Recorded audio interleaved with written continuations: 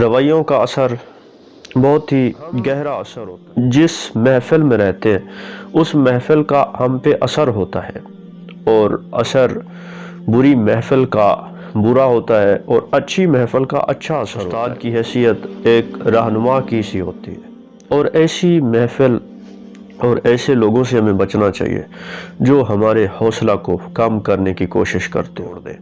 تو ہمیں کوشش کرتے رہنا چاہیے کہ ہماری زبان سے، ہمارے ہاتھ سے دوسرے لوگ محفوظ ہوں۔ ہمیں چاہیے کہ ہم اپنے اندر ایسی تبدیلیاں پیدا کریں جو لوگوں کو ہماری طرف راغب کرے، اور ہم انہیں صحیح معنوں میں علم مہیا کر سکیں۔ اس لیے ہمیں ہمیشہ ایسے دوستوں کا انتخاب کرنا چاہیے جو ہماری زندگی میں ہمارے لیے سرمایہ ہوں۔ یہی زبان ہے اگر چاہے تو کسی کو حوصلہ دلا دے، اور یہی ہمارے الفاظ ہیں کہ اگر چاہیں تو کسی کا دل توڑ دے۔